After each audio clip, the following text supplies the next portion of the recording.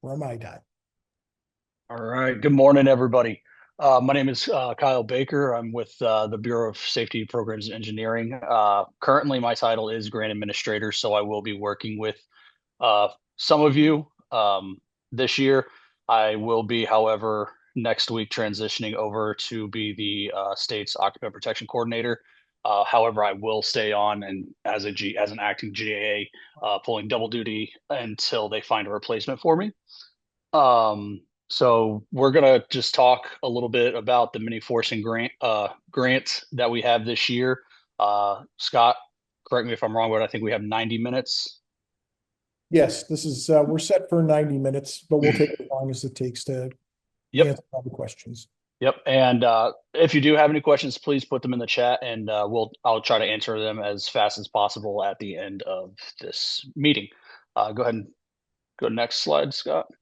All right. So the overview, the purpose of this meeting is to go over grant goals and objectives. We're going to go over all of our forms that you guys will be seeing and using for the mini grant, which is going to be your BSPE 205 data collection form, your BSPE 500 step claim form, and your Bob's 2832 periodical report form.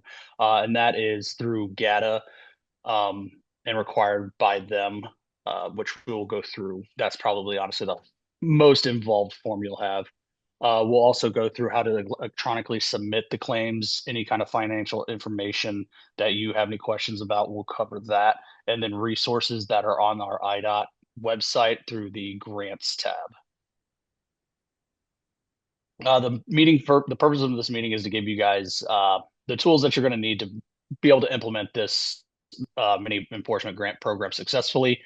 If you have any questions and need to clarify any issues, please never feel uh, afraid to reach out to your grant administrator, which you should be receiving an email once those go out.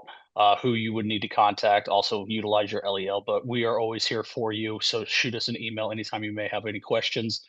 You are the ambassadors for highway safety for the state of Illinois. You guys, your departments are out there. You're conducting the enforcement. So your job is extremely important, and we don't want you guys to not feel that way. We support you wholeheartedly in any way, shape, and form. We will be here to help you with this program to make sure it's implemented successfully. Go to the next one, Scott. Okay, so the IDOT BSPE grant team is it's it's not just your grant administrators.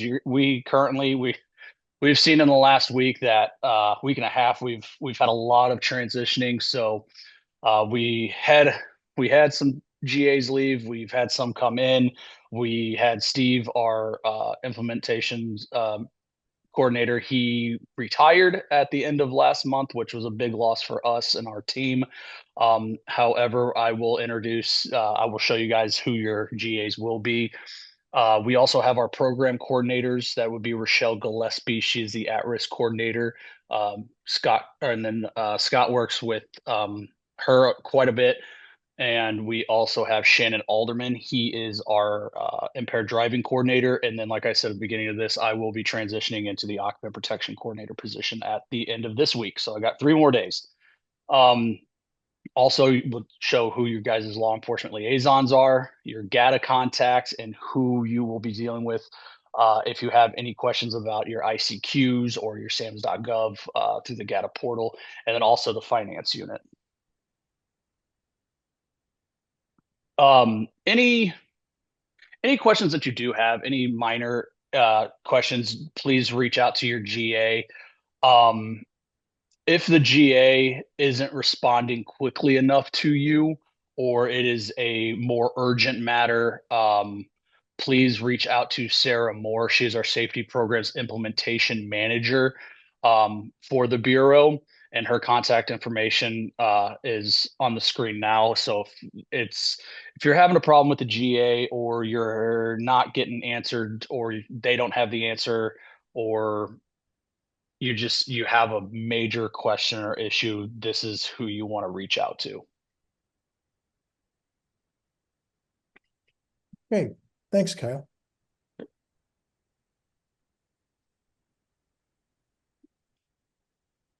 Then Scott, I believe it's you now. Yes, All yes. right. Well, before we get going, I have a couple of just housekeeping things that I want to just cover before we get going.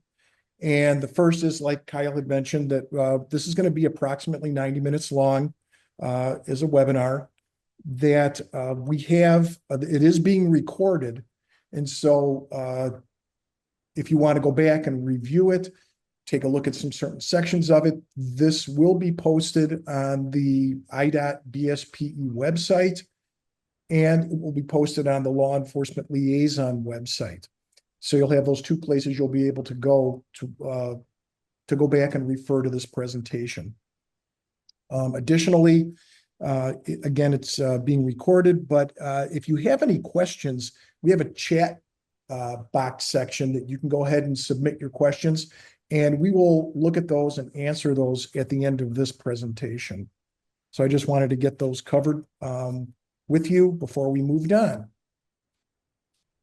So as we go here, I'd like to just once say good afternoon to everybody. I'm glad that you were able to make it here today to attend this mini grant orientation webinar.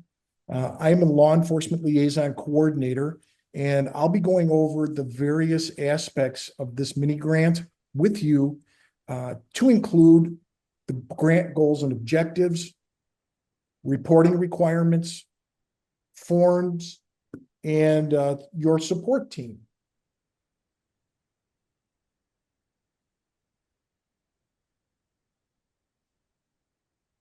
Our idea here is to help you be successful, like Kyle said. We're going to cover a lot of information today, but don't worry. We have a lot of support that's going to be able to provide you the assistance all of you are going to need to be successful in managing this grant. Again, we're very confident that unlike some other grants, you're going to get a lot of help with this so that you have the ability to do and be successful. We're confident that you're going to be successful with this grant. Like Kyle said, there are a number of different support systems that you're going to have for this grant. That being said, your two main ones you're going to be dealing with are your grant administrators and your law enforcement liaisons. The grant administrators have overall administration of the grant. Most of you by now, again, have dealt with GATA and finance. The grantees, which are you, are going to have a grant administrator and a law enforcement liaison assigned to you. They are going to be listed in your grant agreement when you get it. The GAs and LELs work together to support you with your grant management. We help you with any of the questions you may have. We provide guidance and program oversight for this. The grant administrators primarily handle the administrative aspects of this grant. They're responsible for the overall administration of the grant. And like Kyle said, except for a few circumstances, they give final approval for any requests the grantees have. Your claim, your BSPE 205, your data, which is a data report, your BSPE 500, which is the claim, will all be handled by the grant administrator. Your law enforcement liaisons handle the operational aspect of this grant. The law enforcement liaisons were all retired law enforcement officers who have extensive experience in traffic safety and working with IDOT grants. We'll help keep you on track, let you know how you're doing.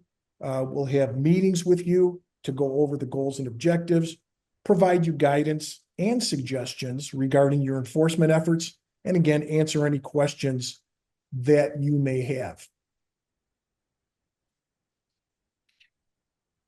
Here's a list of the grant administrators we currently have. Hopefully we'll be adding more soon.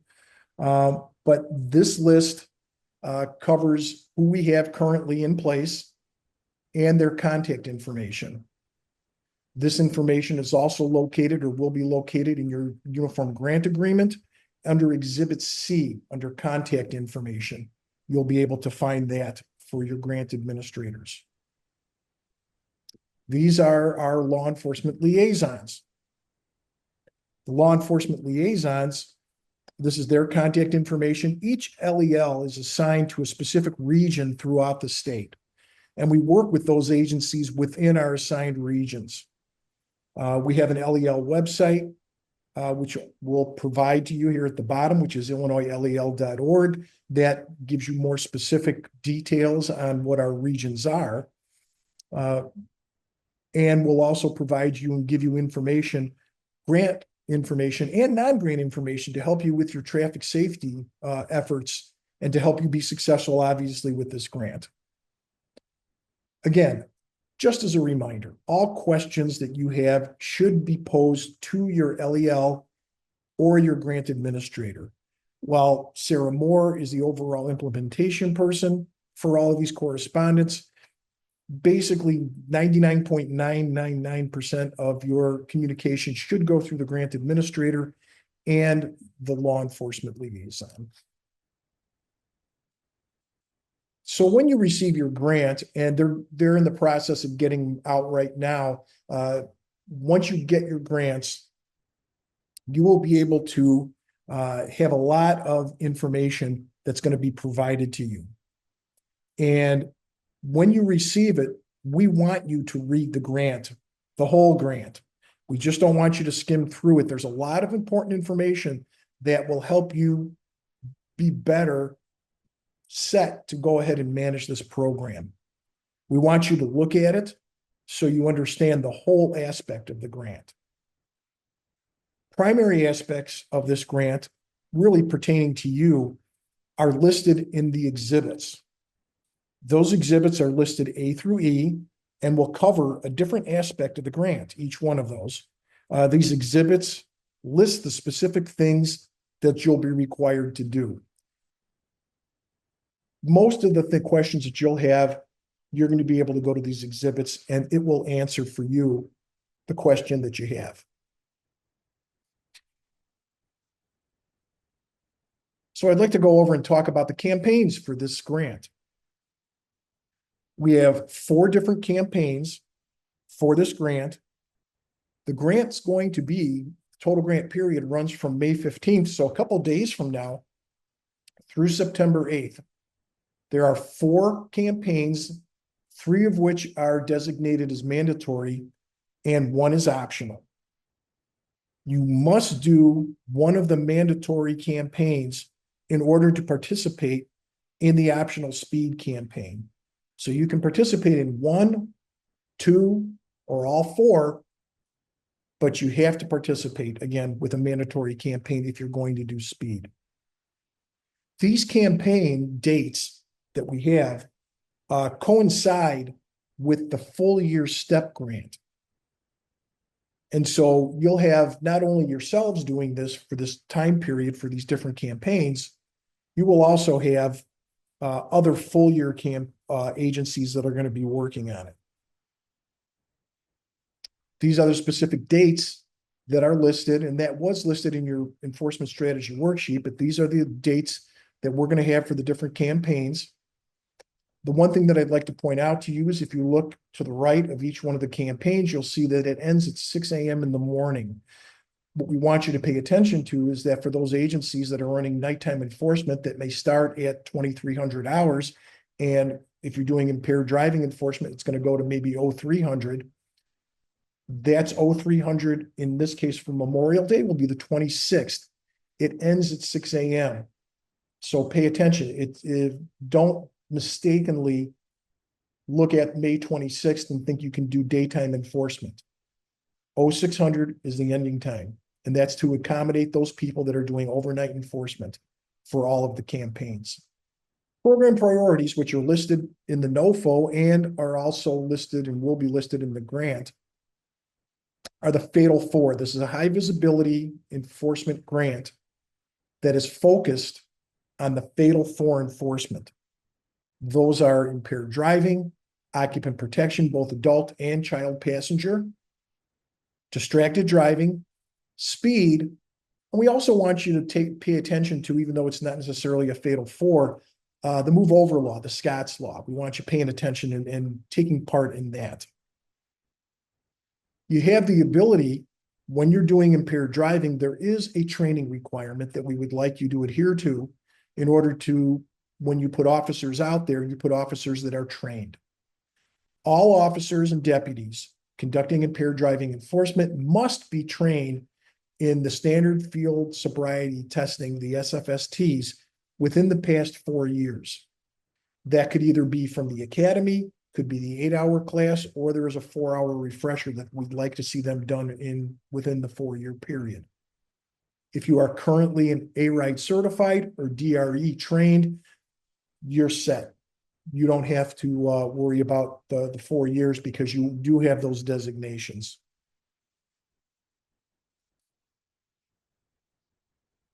So what are we looking for? What are the performance outputs?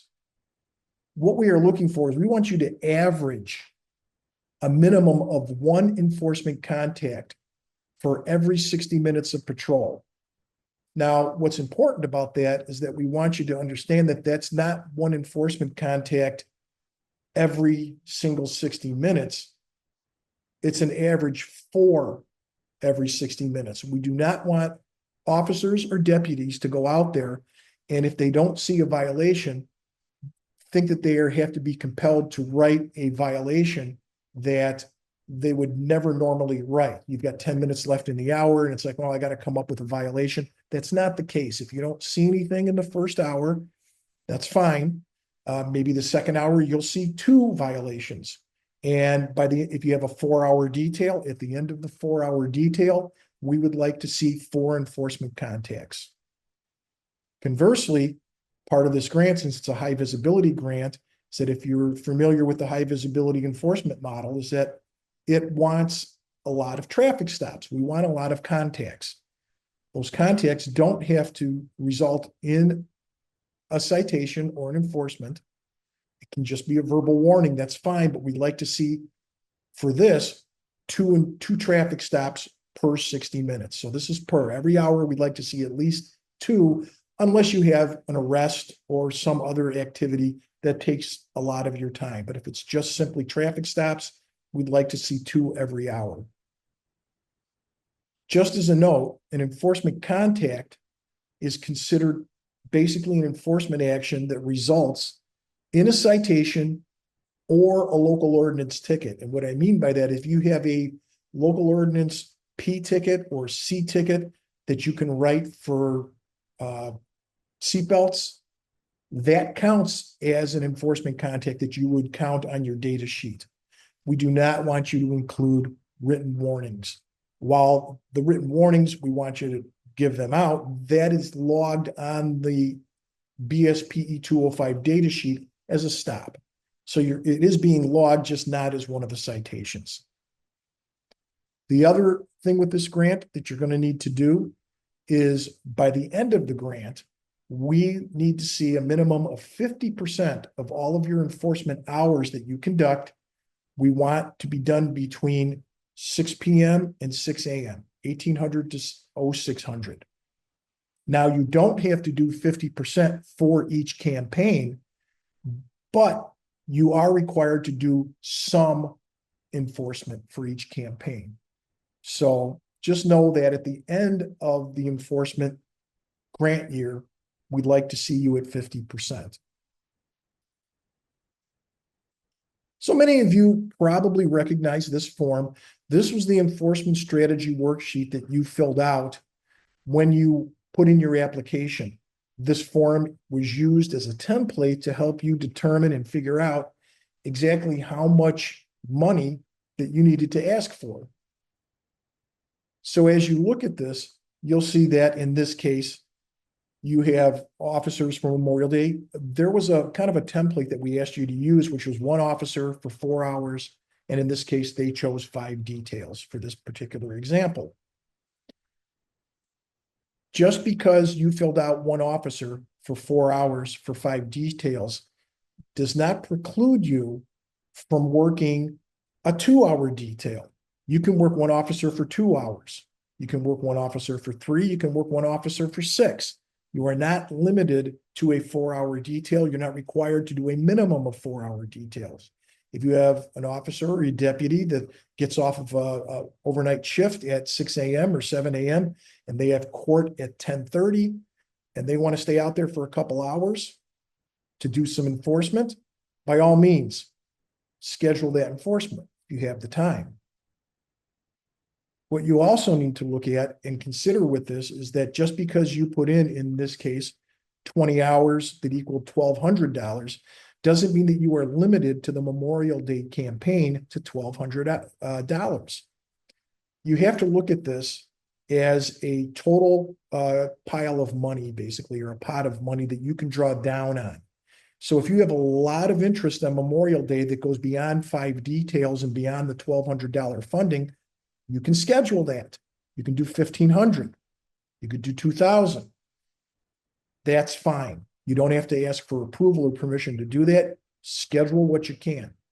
Conversely, if you were only able to schedule, say, 4 hours of the 20 that you had planned, in that case, we don't want you to try and compel other officers and force them to come in and work this detail. If you can only schedule 4 hours or 6 hours, then that's what you schedule for that campaign and you draw down on your pot of money. The other thing that I would draw to your attention, if you look at Independence Day, this particular example shows that they didn't put any funding in for Independence Day.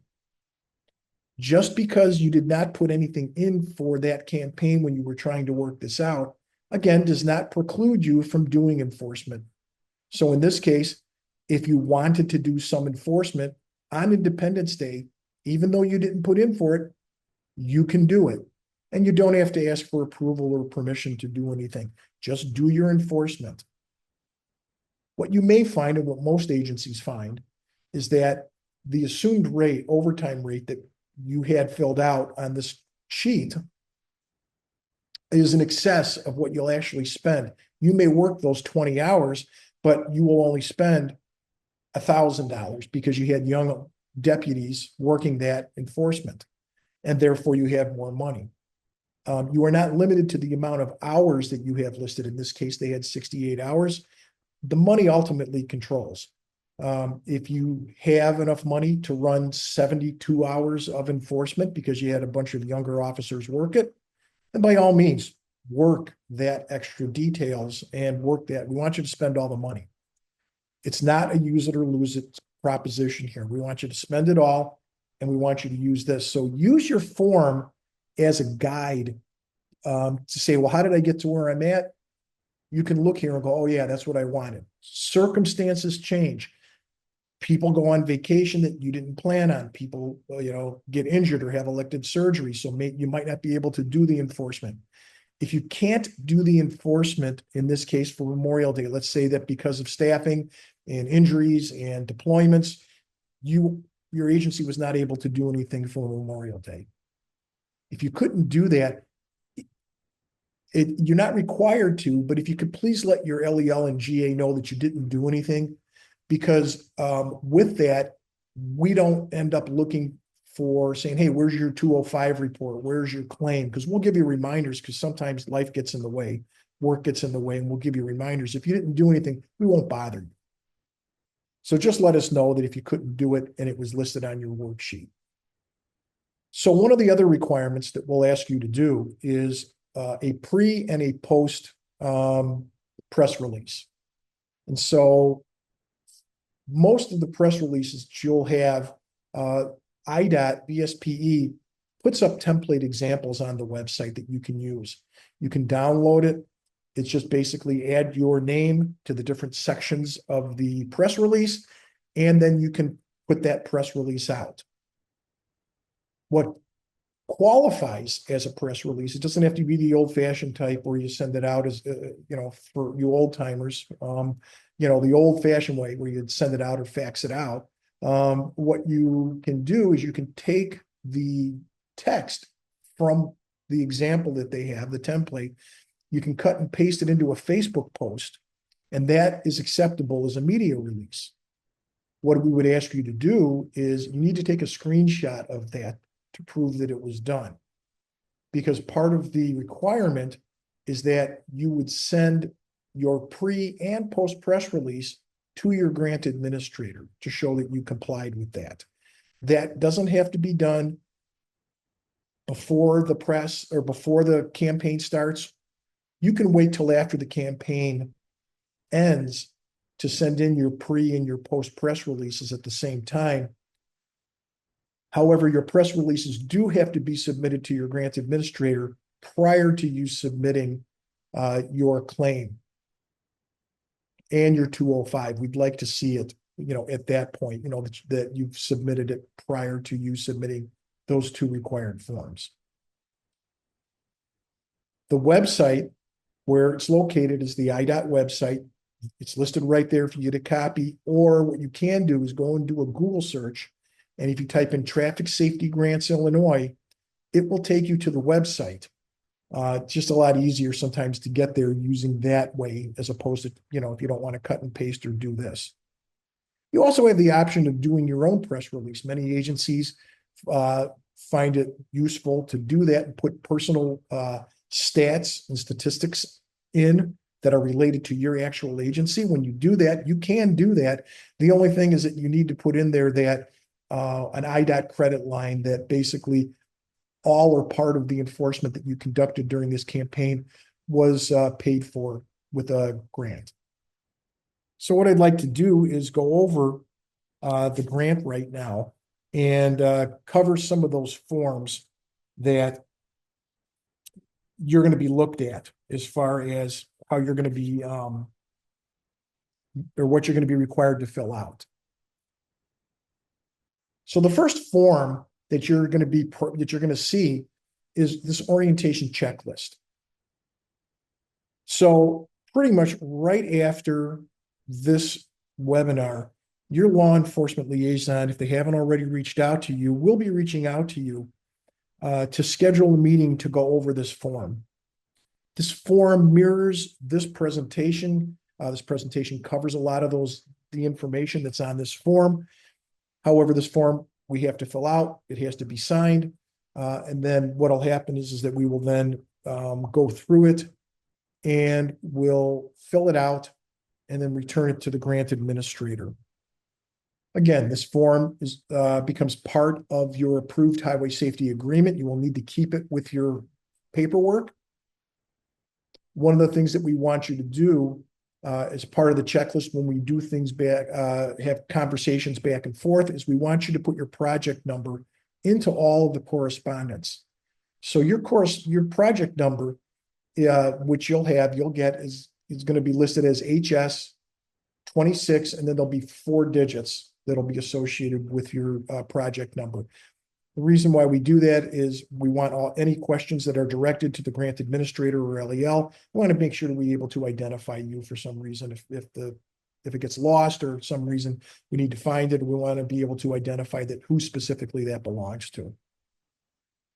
One of the other requirements that's on the checklist that we want you to pay attention to is that if there is a change in your authorized representative or your project director, many times people are promoted, they get reassigned, they retire.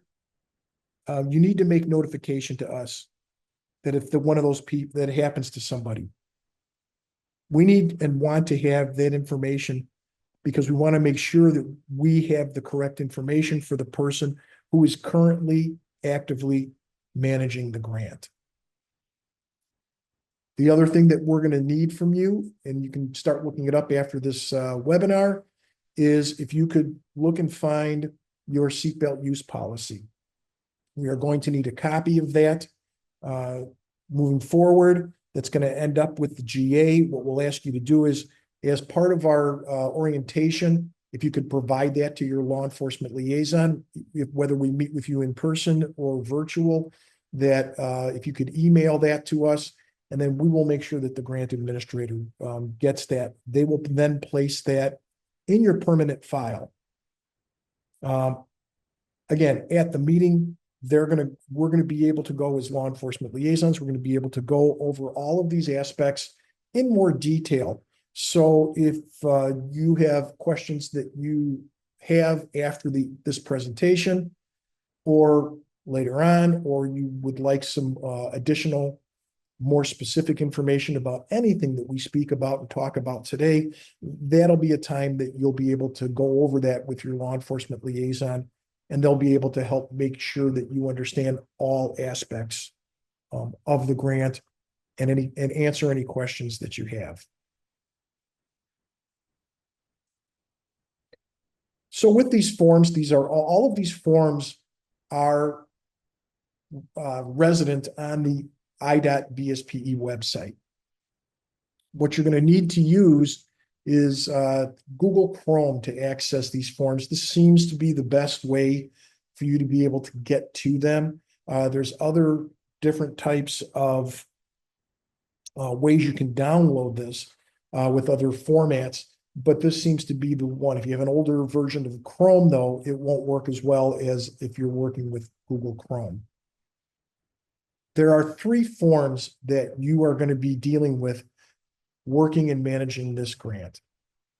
You're going to have to complete these forms. 2 of them are going to have to be completed after each campaign, one of which is going to have to be completed at the end of the grant period. Those forms are the BSPE 205. That's a mobilization data collection form. There's a BSPE 500, which is actually, that's a claim form that you're going to need to fill out. It's again, resident, that's right now, that's a step claim form that is associated with that. There's not a separate claim form for either the 205 or the step claim. You'll be using that same form to get reimbursed. The BOBS, we call it the BOBS 2832, BOBS. That's a periodic reporting financial form that you will have to do at the end of the grant period, which will be in September.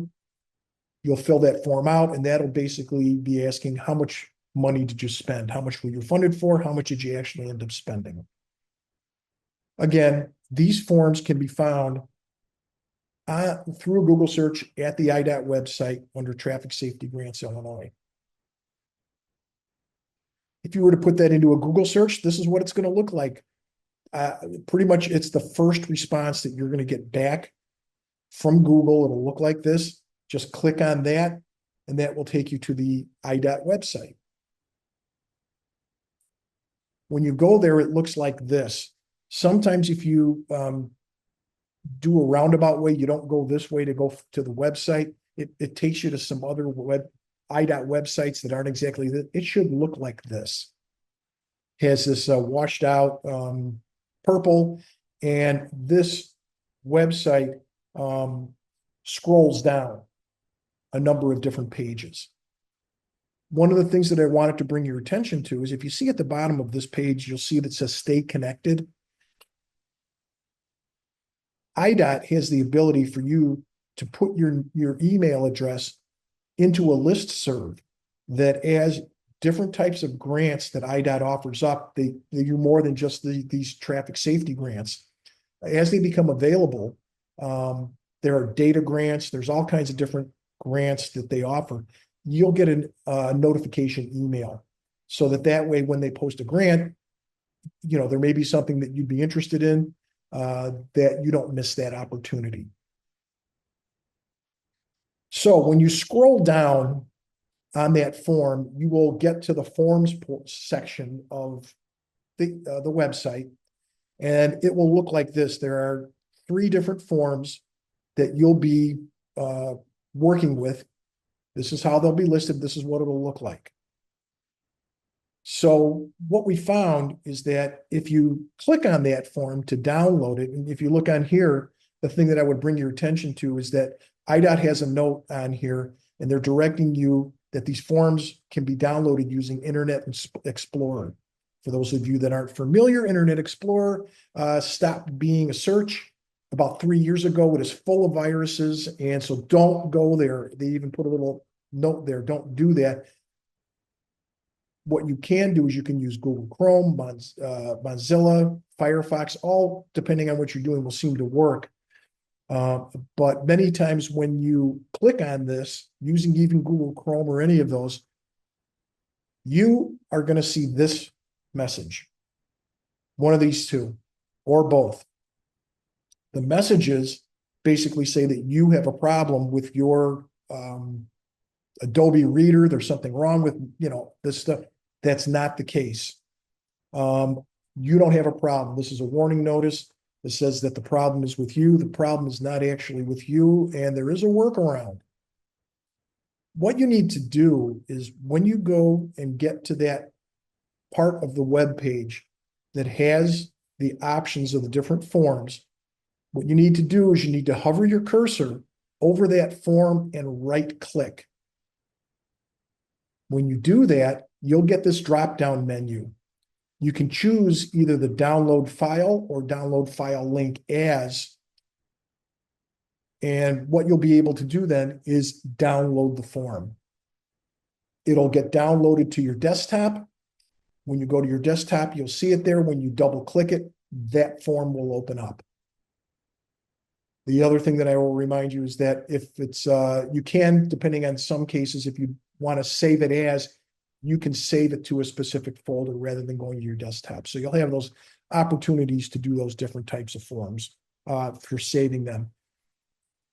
If you do have problems and even that doesn't work for you, you can contact your grant administrator, you can contact your LEL, and we can put you in touch with some of the people at IDOT that might be able to do that. One of the things that has helped, if that you do end up with that problem, is to clear your cache on your computer.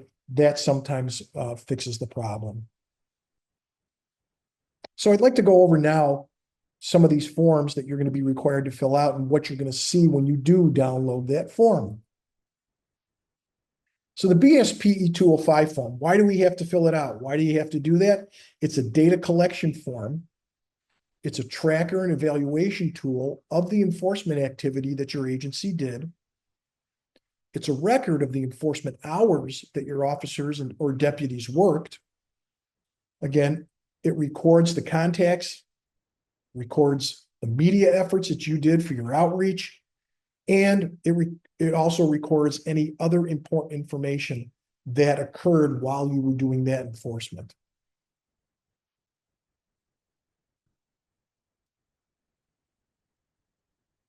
So how do we use that? How does IDOT use this? Basically, what it does is we use it as LELs and as grant administrators to ensure the objectives and goals that are in the grant are being met. So we use it for that. We use it as a quality check for your BSPE 500 claim form.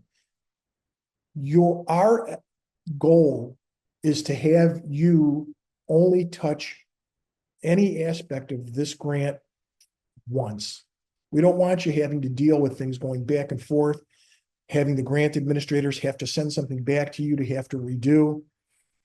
By doing these cross checks and quality checks, it ensures that basically you fill it out, the form, it matches everything, you send it in, and you're done dealing with it basically. We know you have 100 things to do, and this ranks probably about 98, 99. You've got a lot of important things to do. We don't want you spending any more time having to work on the administrative aspect of this than you have to. And then it is also used by BSPE to calculate statistics. One of the things that I want to bring up to you is this data sheet is that we talked about some of the benchmarks that we want to see one contact on average for every 60 minutes. Just so you know, that's based upon hours worked. We're not going to have you or penalize you for any officers that go out and write a bunch of enforcement contacts. So if you have a 4-hour detail, we want to see 4 enforcement contacts. If you go out and write 20 tickets or 20 enforcement contacts, that ratio still works out, that you're not being, it's not going to work against you to write more or make more arrests. Speaking of arrests, if you do make an arrest, how are you supposed to make an enforcement contact while you're processing a prisoner? You will get time credit due up to 2 hours for an impaired driving arrest if you make one, and that gets factored in to your ratios. Additionally, if for some reason you still don't make it after that, that's the only one that gets credit for it. The law enforcement liaisons will also do a secondary review and factor in any other arrests of warrants or suspended revokes or whatever, to factor that in to make sure and see that you in fact are meeting those benchmarks. So this is, what does it look like? This is the 205 report. It's actually pretty simple report. Again, it covers the the campaign that you're working. We want to see your project number, the name of the person who's filling it out. You can see all those things that I mentioned are on this form. The one thing that I would ask you to do is to make sure, if you look at the lower right portion of all the forms, you will see that there's a date for revision. Many times, IDOT will revise these forms and they'll do very, very minor changes to them that are not noticeable. But if you complete this form and it is not the most recent version, it's going to get kicked back to you and you're going to have to redo it. And so we recommend that instead of you using an old form or trying to, use one that you used before, download this thing each time for you to complete. So when you look at this, this is the upper portion of the form. What you need to do is, this form is used over multiple years. And so for this form to reflect the current FY26 grant period, you're going to need to check that FFY box. When you click it, it's going to give you 2 years to choose. You need to choose FFY26. That will then propagate the proper form format that you're going to need to do your mobilization data form. So one of the things you're going to do, because this matches the STEP grant, is that these are the campaigns that are listed for the STEP grant. So when you click that down button, you're going to get all of the different campaigns that we have for the year. And what you'll do is you will choose, depending on the campaign, will be Memorial Day, Independence Day, you got speed, and you've got Labor Day that you can choose from. The enforcement type that you're doing this year for the STEP grants, they have to do 2 types. They're not in the high visibility model this year. So there's an impaired driving and an occupant protection choice for the enforcement type. You have to fill that out, or you have to check that one of those boxes. So if you do primarily impaired driving enforcement or occupant protection, it doesn't matter which one you check. However, if you primarily work and did mostly speed enforcement for a campaign, just choose occupant protection. If you did do some impaired driving enforcement, then we're asking that you actually choose impaired. And the reason being is that when you do, you get this. It opens up different aspects of the form. So one of the things you can do is you can participate in roadside safety checks, doing impaired driving enforcement. You are also allowed that if you have a DRE call out, the DRE, when they're called out, can be paid for by the grant, as well as any phlebotomist that you have. So you can use that information in there, and those hours can be combined with any patrol hours to give you the total amount of hours that you participated in that. This is the bottom half of the form. And this form basically tracks the Fatal 4 violations. You can see they've got seatbelts, child passenger safety seats, impaired driving, speeding, distracted. Everything else, any other enforcement contact that you write outside of that is an other enforcement contact. If you make a traffic arrest, that's a suspended, revoked, no DL. Criminal arrests are misdemeanors, felonies, and or fugitives, people who are wanted. If you do make an impaired driving arrest, you can write them under A2 for the arrest. And if they blow over the legal limit, it becomes you can write the A1 ticket, which is also technically an arrest.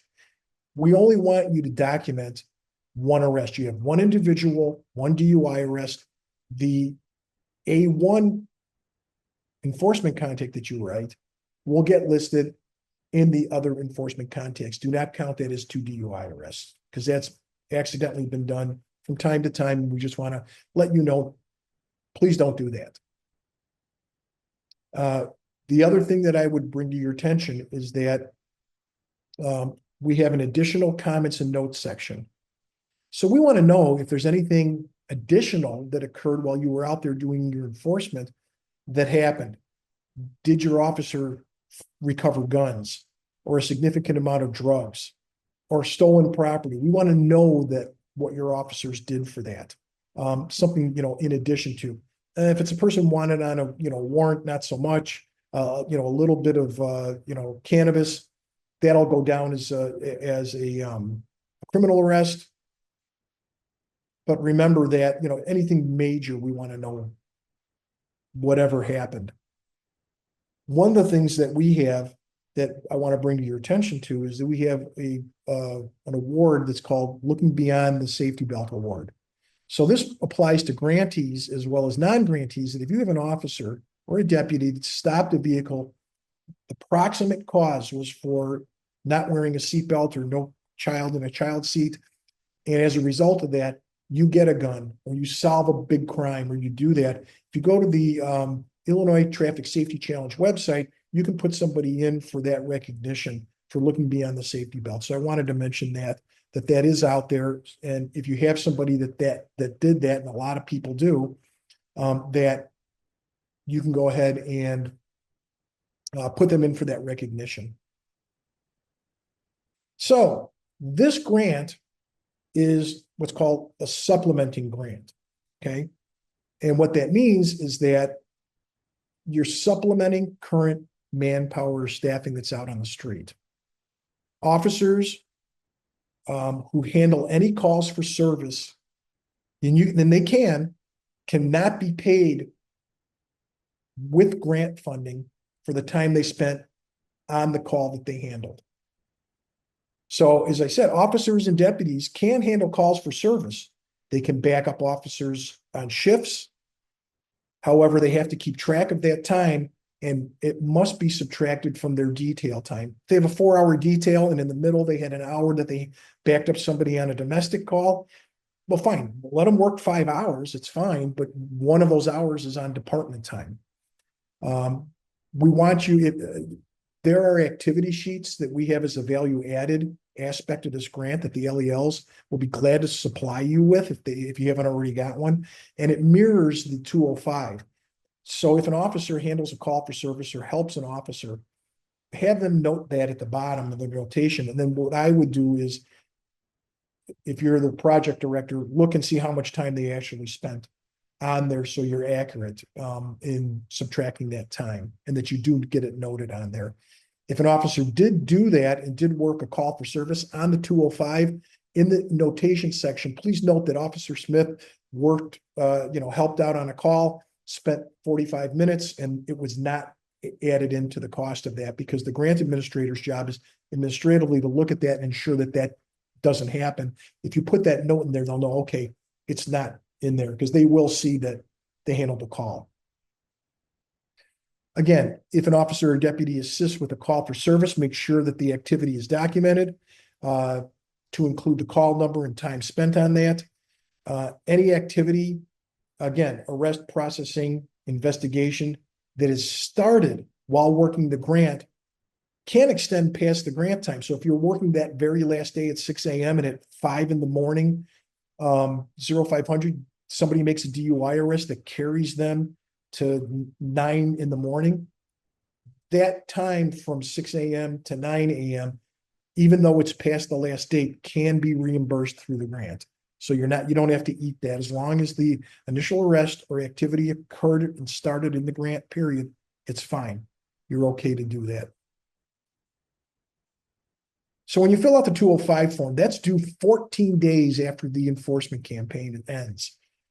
What you do is you'll fill out that form, and then at the top, you have the ability to click an email button that's up there. And that form will send it to the DOT.BSPE data.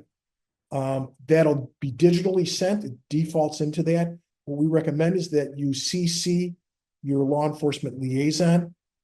You don't have to send it to your grant administrator because that's basically where it's going. It's going to IDOT and your grant administrator accesses that through that email address.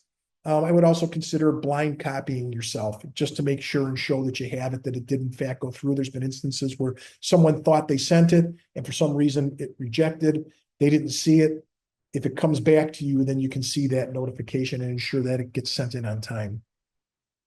The form should be sent digitally. There's no reason to print it out, scan it, sign it, email it. You don't have to do that. The other thing that you'll find from time to time working with this form is that you will fill out the form, you will send it in, and at some time after that, you'll realize that some of the data you may have left off some contacts or enforcement that was done. If that happens, you're going to need to redo this form again. But up at the top where your name is, we want you to type in revised because it's going to go in, get submitted again, and having it typed revised next to your name lets the grant administrator know that this is the 205 form that they need to pay attention to and look at. So when your claim comes in, if the hours are off, if they use the old one, they're going to kick it back. If they see this is the revised one, everything will go through nice and smooth. The other form that is going to be required for you to fill out to get your money back is the BSPE 500 form. This is what it looks like. It's a 2-page form. The first page basically has all the information on the grant. Second page, you will list all of your personnel information. It defaults in the category to your employee. And if you are funded for indirect costs, if you check that box at the very bottom, that drop down will show up for you. If you don't check it, then it won't be there. So just remember, check the box so you know you can fill that out. So the top portion, this is an example of filling out how you would fill out the top portion. The claim number that you fill out is done, they're sequentially done. So Memorial Day would be number 1, speed would be number 2, Labor Day would be number 3. So that goes a sequential number. The thing that I would remind you is that this is a reimbursement grant, which means that your officers have to be paid. It's not the end of the payroll period. It's the date that they actually, the money gets transferred into their checking account. That's the date that has to be, that is the payroll date. The date prepared has to be on that date or later. So if on page 2, you show the payroll date as being the 15th, and you fill out this is the 14th or 13th, it's going to be returned to you and you're going to have to redo it. Make sure that your fiscal year is filled out with FY26. You can see the basic information that you're going to be required to fill out. For Memorial Day, again, you'll click Memorial Day and then you're going to get only the 2 choices, impaired and occupant protection, check one or the other. You only have 2 choices and that eligibility code will autofill. You must have your BSPE 205 has to be submitted prior to putting your claim in. So you have to check that, make sure to check that box because a lot of people will forget to check it. If it's not checked, this gets returned. For the amount of money, as far as the approved amount that you'll indicate in there is the total amount of funding for the grant. That will remain the same for each one of your claims. So in this case, it would be $50,000 for Memorial Day. It'll say $50,000 for any of the other ones. It'll all be the same. You don't have to subtract. There's no math involved. You don't have to subtract anything. You will just put down the amount of money or expended that period. And that autofills from page 2 along with indirect costs. So one of the things that we would suggest for you to do is you'll check the box and certify that all the information is correct. This form requires you to do an electronic signature. Do not electronically sign this form until you're ready to submit it, because once you do that, it freezes the form. If you're not familiar with electronic signatures, IDOT has instructions on a website, or you can talk to your IT people to set up your ability to be able to, in Adobe, do electronic signatures. They're not hard, but this is what you're going to be looking at doing to get that submitted. Don't sign it, it'll freeze it. Just take it, save it as another name, and then when you're ready to submit it, you can go ahead and check that box and sign your name electronically. This is what the second page looks like. And there's a couple of different ways that we'd like you to fill out your employee information. And the way this is filled out basically is we want one entry for each deputy or officer for the work that they did. If you look there, you'll see it says the dates worked from and to. And what we would like you to do is bookend the dates that the officer worked. So they could work 5 different details between, in this case, the 15th and the 26th. But if they had worked that between the 15th and 21st, then it'd be the 15th and 21st. You put their hourly rate, how many hours that they worked total, and then the form automatically calculates the federal amount. If you look, the grant allows you, if you want to compensate your officers, and this is department choice, you can compensate your officers with comp time, either partially or altogether. If you do, then we need you to put the word comp or the COMP in caps, that's what they were compensated with, because there's a chance that your grant administrator may do a monitoring just to make sure that everything is being done right. And if they look at your payroll, in this case, Officer John Law is not going to be listed in payroll necessarily that he was paid in cash if it's in a separate comp time file. And they're going to go, wait a minute, you put in for money that didn't, that wasn't worked. Well, if you have comp, then they'll know to look for the comp time file. The other thing that you can look at is in many cases, you'll have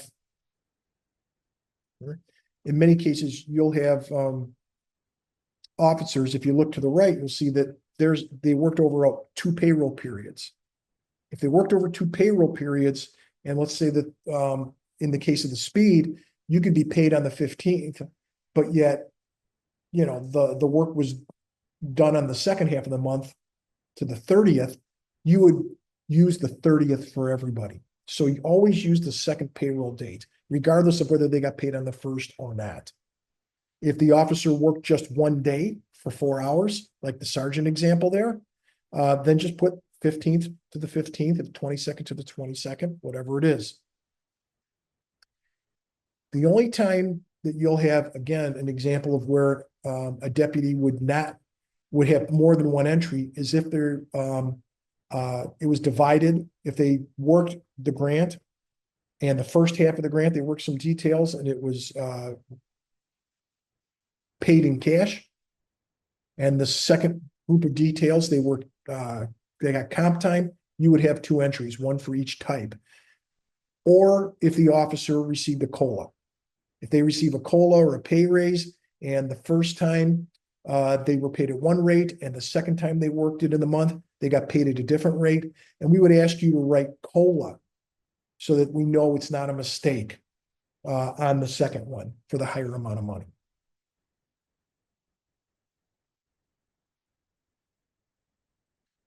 So what the form does is we want you to check and make sure that stuff is done. Your second page of the 500 form will add all the hours together. That automatically goes to the first page of the claim form. So you'll be able to see it there, that it reflects, in this case, the 99 hours that were worked. You can then look at your 205 form. When you fill out your hours for your 205 form, you'll see that on the patrol hours, they work 99 hours there. And then now you can compare that to what your claim says. If your claim had 105 hours, then you know that there was a mistake somewhere, either in the 500 or the 205. But this is a nice cross-check so that you don't end up sending this in, and then now you're dealing with trying to figure out where the problem is, because your claim's going to get sent back and your 205 is going to have to be redone or not. You have to figure out where the problem is. By doing this spending the time for the cross check. It saves a lot of back and forth and a lot of your precious time. Again, just as a reminder, because this happens every year, is you have to electronically sign this form. Don't do it. Save the form. You can work on it. You can change it. You can modify it, but don't sign it, because if you do, it'll freeze it. And if you find a mistake later on, you're going to have to spend all that time re-inputting all that information. Again, when you do it, make sure to check it. Just go back and recheck everything, but just make sure that box is checked. So even if you sign it, it'll allow you to do it. But if that's not checked, it's coming back. So just pay attention to that. These are things that we've seen over time as LELs and GAs that have accidentally not been done, that caused a lot of back and forth. So you do have one option. If you can't arrange to have a digital signature done, the other option is you can do what's called the wet signature, and in that case, these are the instructions on what you have to do. Basically, you have to print out the form, you have to sign it, date it, and then you will go ahead and scan it and then send it in using the claims data email address. Okay. Make sure that you save your copy when you send it in. But these are the instructions on how to go about doing that. I don't know of anybody that's still doing it this way, but just in case, this gives you the instructions on how you can go about doing that.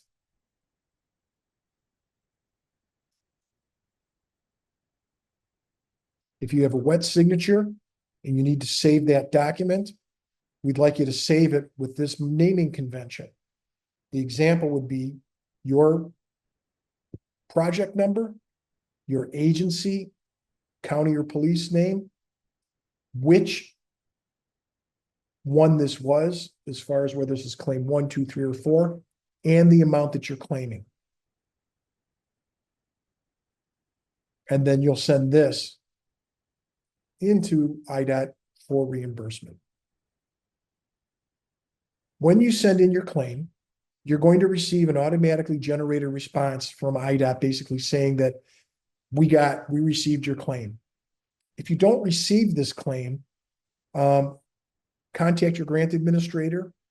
Again, they're located, you'll know who they are, but it's Exhibit C in the agreement. Contact them and say, hey, did you get it? It's possible that, your email acknowledgement didn't go through, then they did get it, but definitely give them a call. At that point, BSPE will begin processing your claim. What we suggest for you to do is, there's going to be, they have like 350, 400 claims that they have to do for the grant administrators, who are the ones that process this. And so if you get it done as soon as you can, if you're number 3 or 4 in the stack of 350, then you'll be done pretty quickly. Within 2 weeks, it could be done and could be sent to the comptroller's office. If you're number 349, well, they got to work their way all through that. As it says there, it could take up to 4 to 6 weeks for them to get through all of this and handle all the things that they have to deal with. Ultimately, it goes to the comptroller's website. If you haven't received any notification or payment within 60 days, contact your grant administrator for confirmation that it was actually sent to the comptroller. That may have been delayed for one reason or another. Additionally, what you'll find is some of your finance people will contact you or could contact you saying, hey, we've never been reimbursed for this. Have them go to the comptroller website, which is here, have them check for the amount. Almost 100% of the time it's been paid. However, the finance person thought it was for, roads or some other reimbursement, but give them the comptroller's website, and, the GAs are pretty good about getting this stuff processed very quickly and getting it done on time and accurately. So just check with the comptroller. As Kyle said, this is probably the most involved form that you're going to have to fill out. This is the financial reporting form. We call it the Bob's 2832. This is the financial reporting form. Only one of these is required, and it needs to be completed 30 days after the end of the grant period. Or after your last campaign. So I mean, if you're not doing Labor Day, then if your last campaign is speed, then after the speed campaign, we'd like to see it after that. But ultimately, all Bob's reports are due by the 8th of October. An example of how to complete this, there's on the IDOT webpage, there's an example which gives you directions on how to properly complete this form. You can also contact your grant administrator for assistance on how to properly complete it if you have any questions regarding this form. Once you complete this form, it does not go to data. It does not go to claims. It goes directly to your grant administrator. So whoever is listed, you'll have this form saved, send it to your grant administrator. That's the only place it needs to go. This is what the form looks like. It looks more daunting than it actually is. It's not that bad. Ultimately, LELs can help you with this too if, again, the GA or somebody's not available. The only thing that I would bring your attention to is at the top, number 3. The form needs to be updated. It says grantee DUNS number. The DUNS number no longer exists. For those of you that filled out the application, you know this. But for those of you that have this assigned to you that didn't fill out an application, the UEI number, the unit number 7, replaced the DUNS number. So you can just leave that number 3 blank. So one of the things that you'll want to do is, this is an example of how to fill it out. What you would want to put and where you can find that information. You can also find your same number and all these other numbers listed in your grant application. They're there. You can find them, and that's what you'll input there. For you, because you're only filling out one, you'll click yes for final report.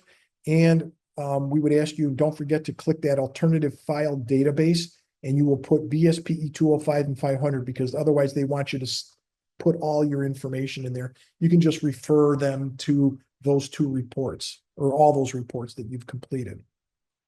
This is what it will look like, and this is how you want to have it filled out. For your purposes, this gives you the instructions on how to fill, whether you check one box or the other. Did you spend all the funding that you had? And did you spend all the hours that you had, that you indicated? This will be the 3rd page. This is an example of what it looks like. You would put in this case, approved the budget is 2,000. The format automatically, you put in how much you spent during that, and the format automatically calculates all this information for you. So again, no math for you to do.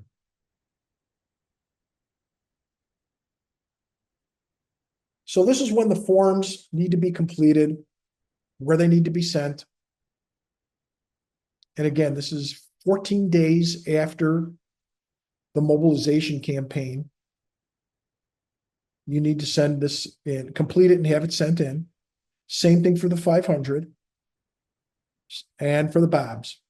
Media releases need to be sent to your grant administrator before your claim for you to get that sent in.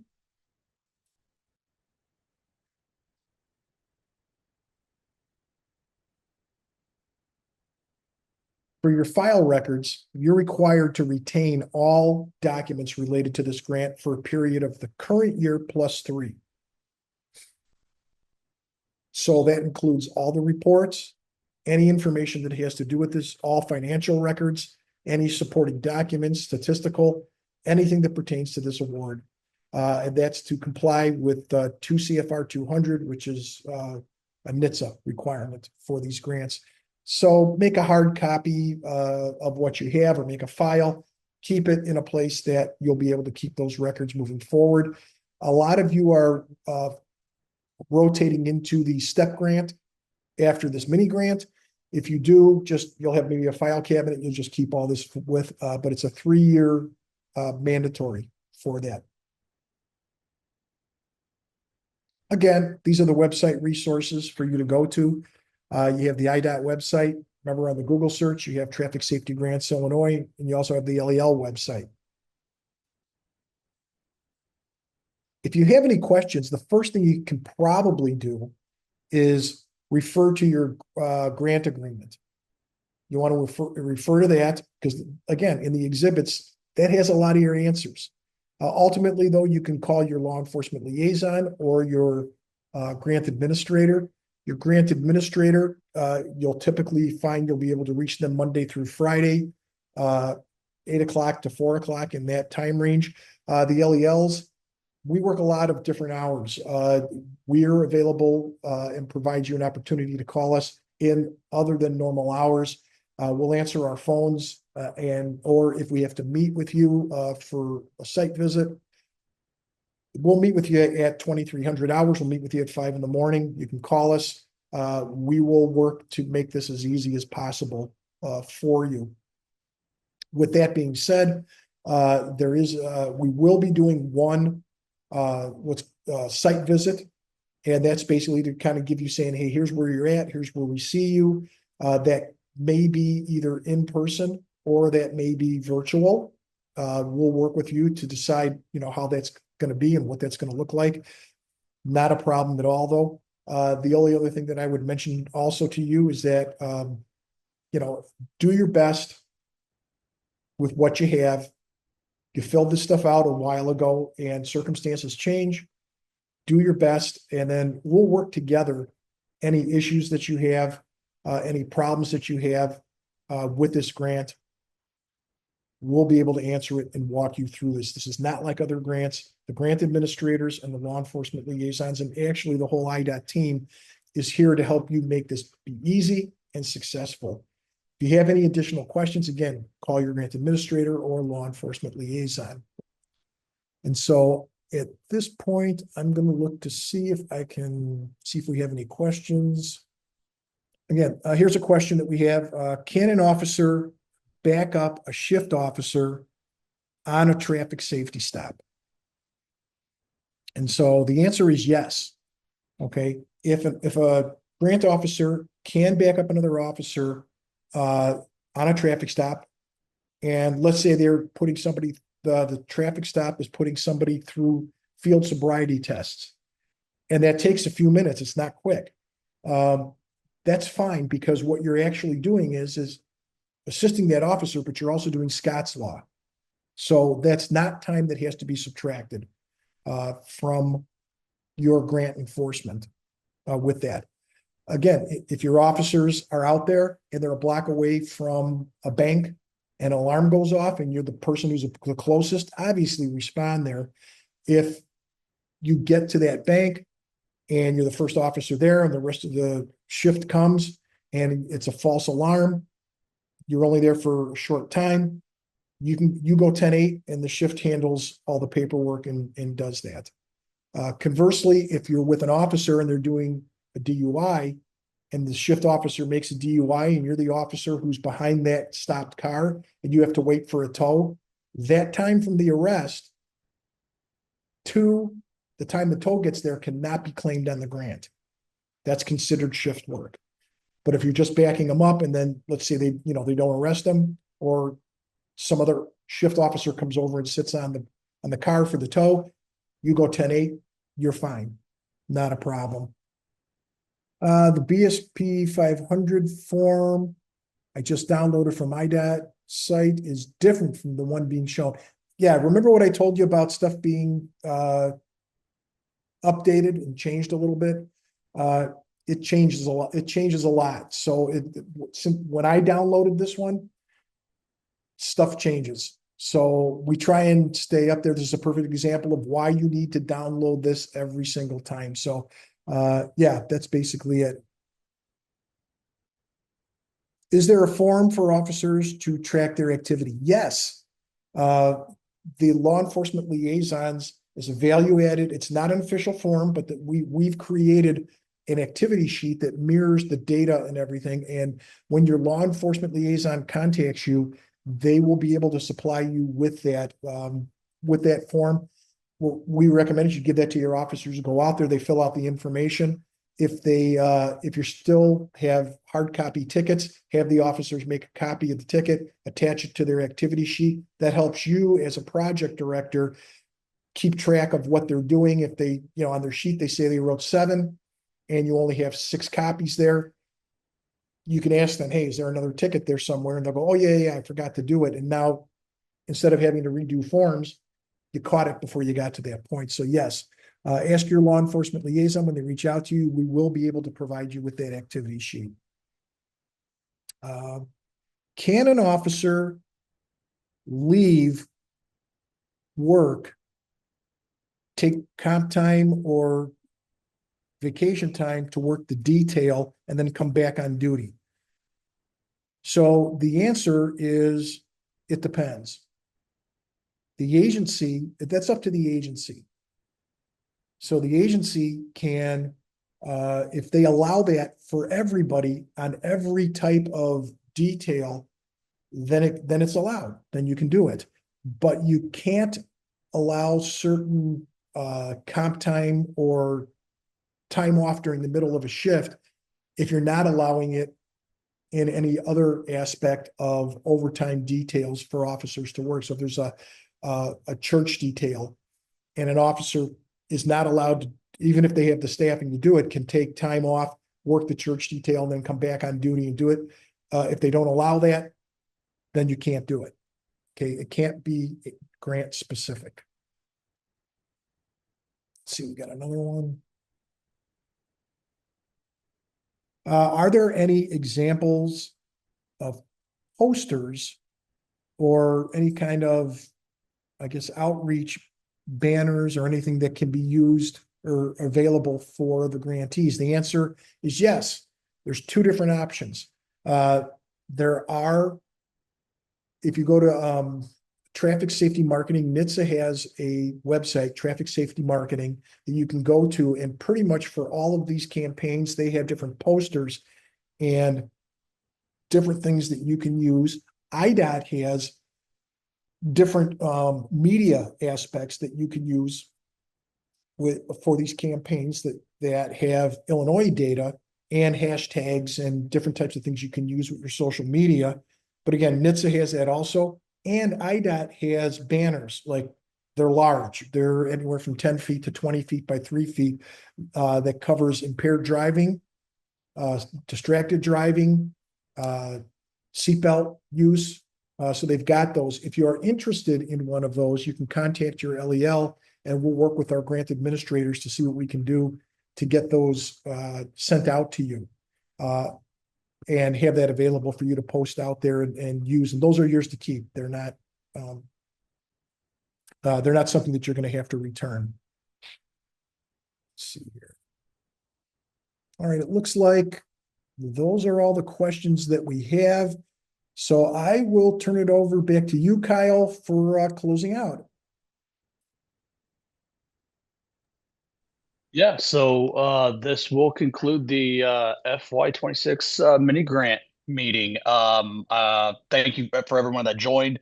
Again, like Scott said, if you have any questions, please feel free to reach out to your GA. Like you said, our times are usually 8 to 4.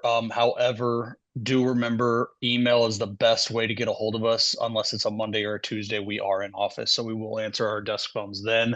But if it's outside that Monday and Tuesday, email will be your best bet. Look forward to working with all of you this year, and hopefully this leads into a full year-long grant. Um, I know there are a few of you that used to be full year grants, so we hope that you come back. But yeah, if you need anything, please feel free to reach out to us, ask us any questions that you may have. Don't worry about it. We're here to help you succeed. Kyle, I do have one other question that just came in Yeah. that I want to answer. It's a question regarding the quota law. For those of you that aren't familiar, there is an exemption in the quota law that allows for you to be able to have officers or instruct officers to write a certain amount of citations or make arrests that are related to grant work. And so we have that, the LELs have that, those exemptions for state, county, municipal, there's different ones, but we have that listed. If you would like a copy of that, talk to your LEL and we'll be able to supply you with that quota law exemption. All right. With that, thank you very much for attending this. We appreciate your time. Remember, this is going to be recorded. Give us a day or so to get this thing uploaded. It'll be on, again, the IDOT website, posted on there and posted on the LEL website. So we look forward to working with you. This is going to be a really good experience. We know it. And you've got a great team behind you with IDOT. And so it's going to be a very good experience and I think very successful and ultimately help you save lives on the roadway. Again, thank you very much and have a safe day.